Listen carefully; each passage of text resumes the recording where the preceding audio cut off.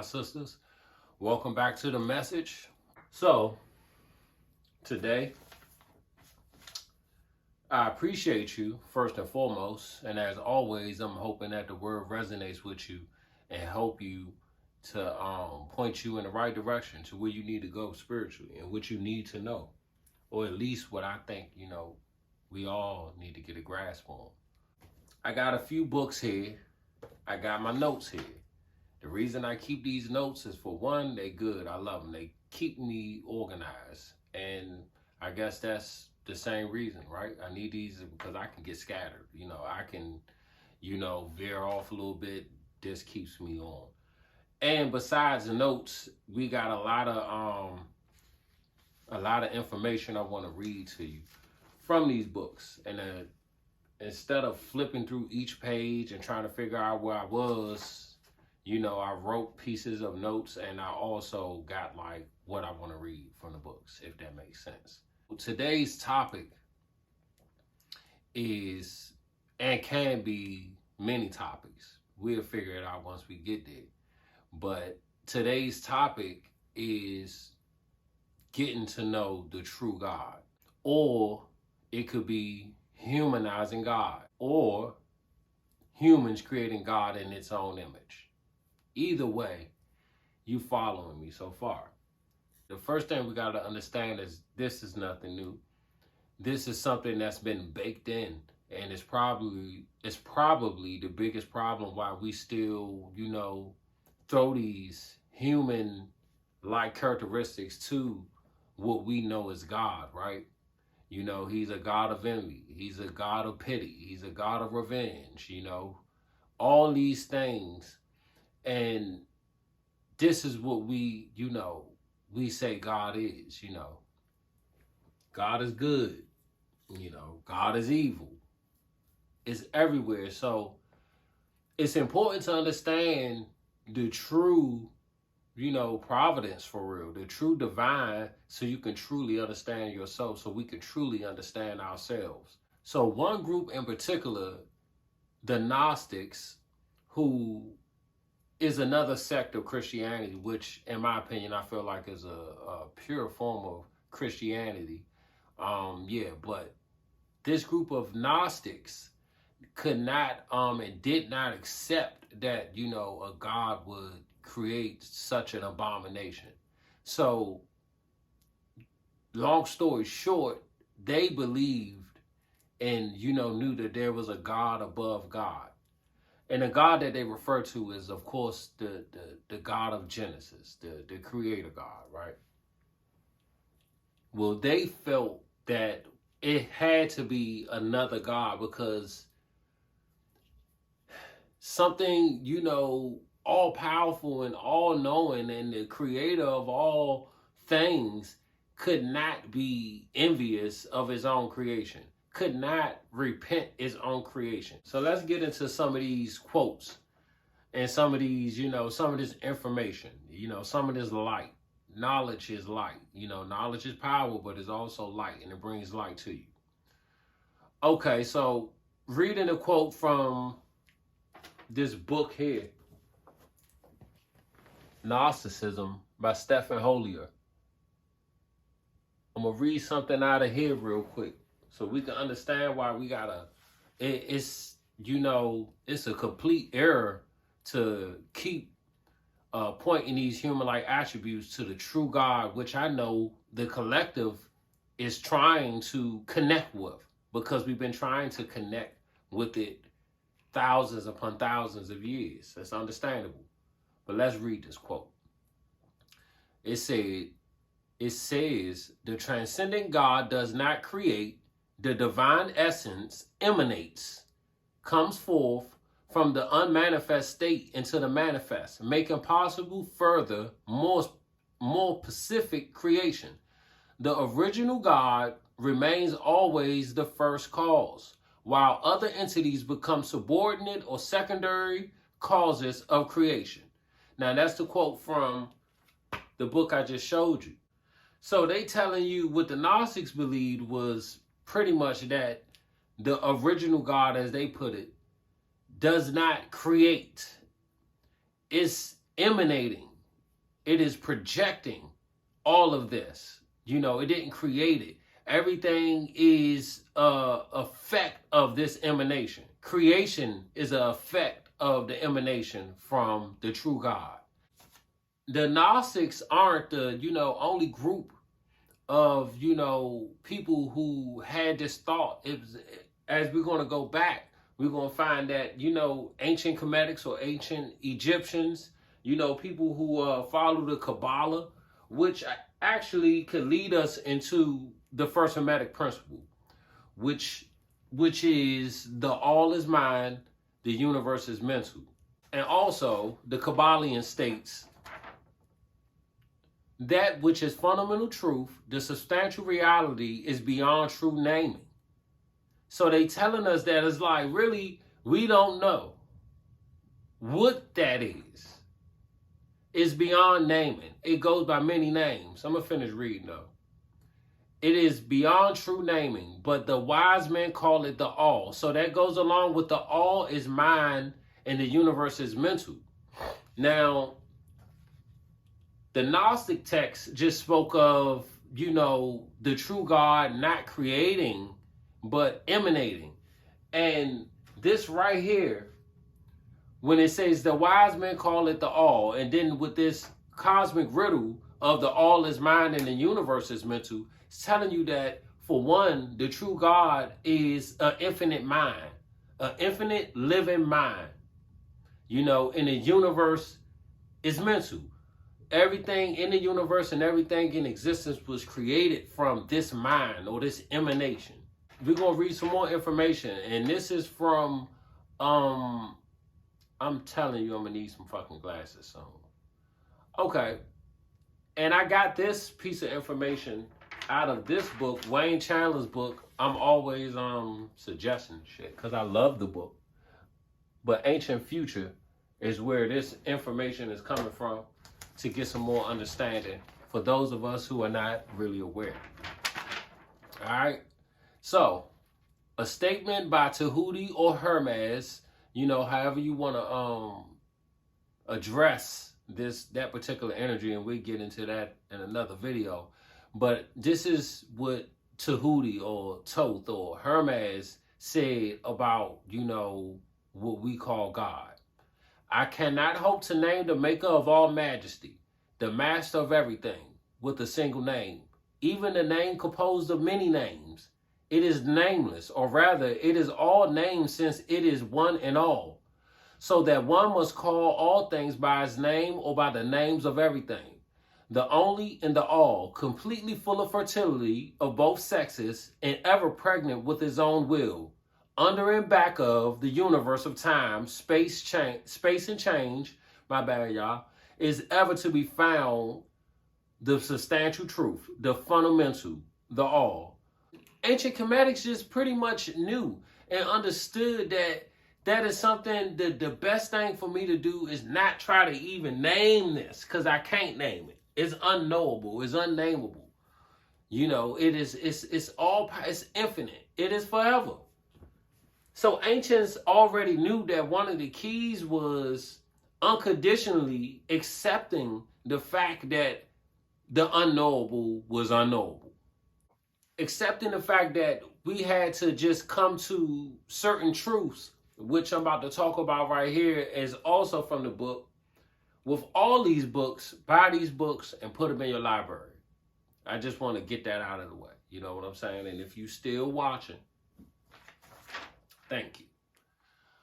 But where was I? The three truths that we all must come to. And I think will help us out a good deal. Let's get through them. The all must be all there really is. There can be nothing existing outside of the all. Else the all would not be the all. That's number one. There's nothing else outside of it. It is all there will be. You know what I'm saying? The Alpha and Omega. This is where you're starting to get that kind of lingo from. Number two, the all must be infinite. For there is nothing else to define, confine, bound, limit, or restrict the all. It must be infinite in time or eternal. It must have always continuously existed. For there is nothing else to have created it, and something can never evolve from nothing. It must exist forever, for there is nothing to destroy it, and it can never not be, even for a moment. Number 3, the all must be immutable or consistent in its real nature to never change, for there is nothing to work changes upon it, nothing into it which it could change, nor from which it could have change. This the ancients held as supreme truth. And this is what we're going to have to start holding as supreme truth as well, in my opinion. And that everything else is subject to changes, especially things on earth. See, things on earth, things with us change. We evolve. We go through oscillations. But God, the true God, spirit, or the all, doesn't. It doesn't change. All right.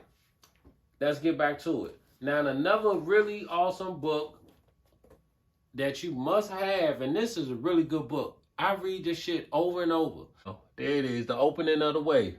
Isha Swallow de Lupins. I want to be respectable. I don't know why I had to look at the goddamn book, but yeah, Isha. So this next piece of information, we're going to read out of that. Of course, I'm, taking pieces that make sense because the books are full of it. It's full of food for the mind. So I just took what we needed to, grab for today's discussion.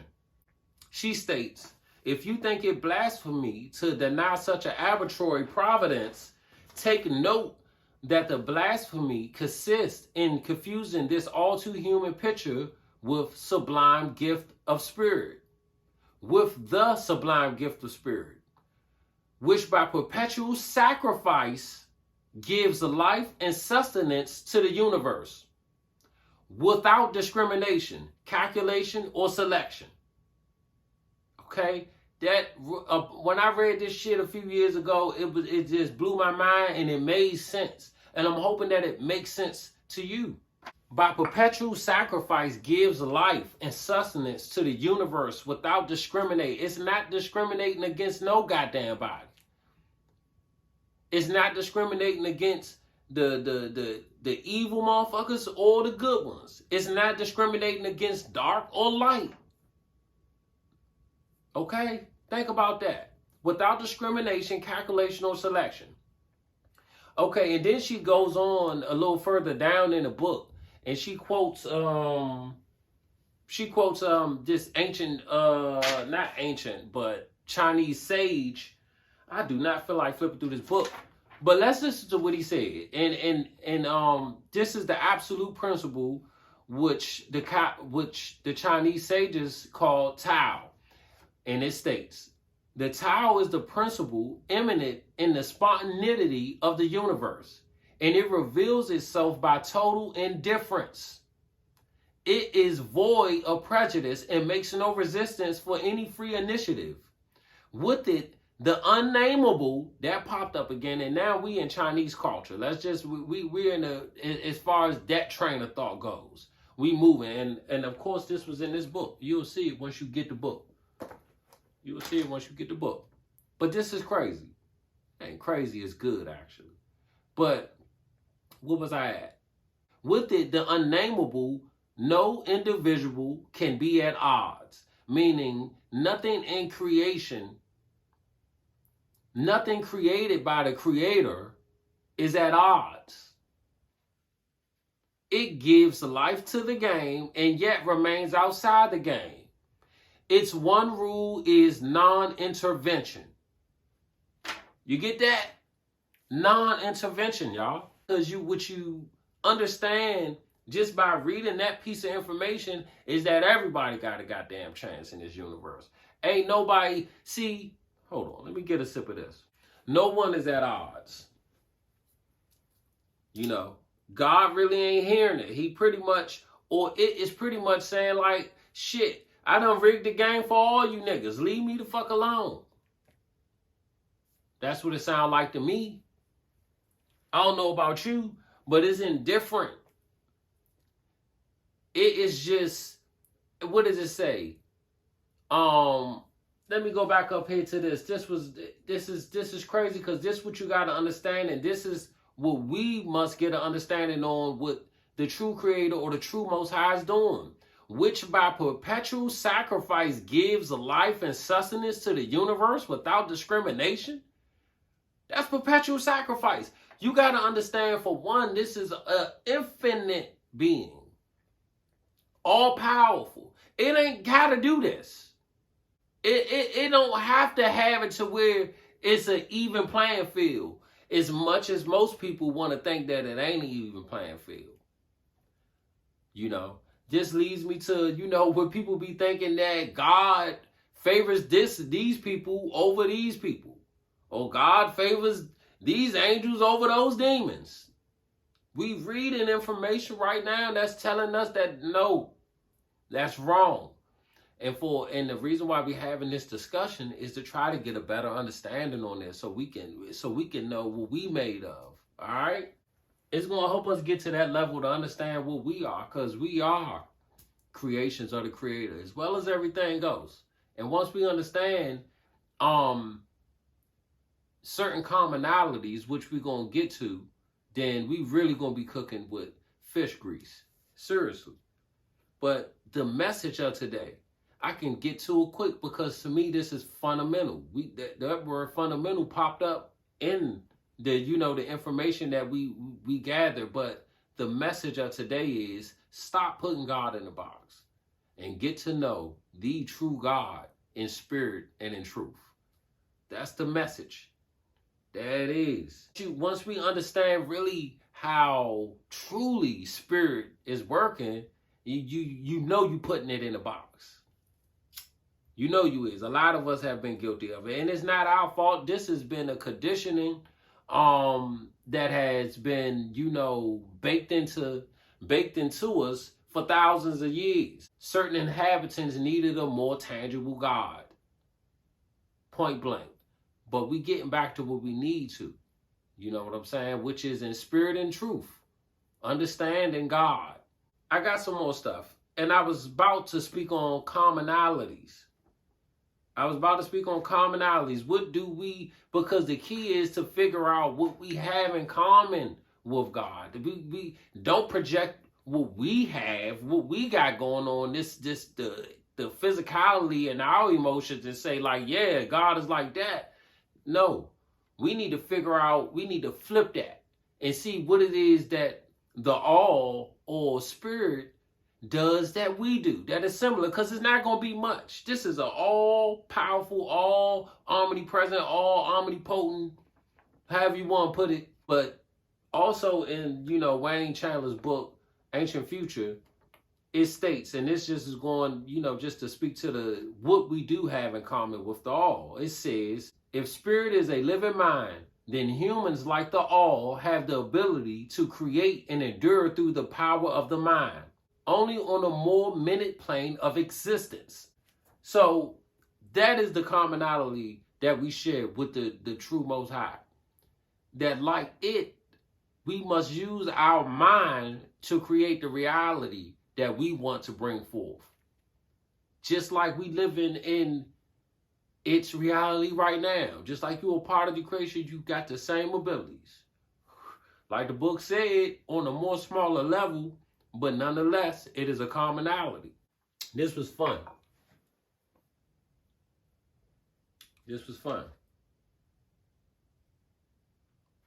And hopefully, this is I'm always looking to help. You know what I'm saying? Hopefully the word resonated. Hopefully this, go pick up these books. Get your study on. Take your notes. You know what I'm saying?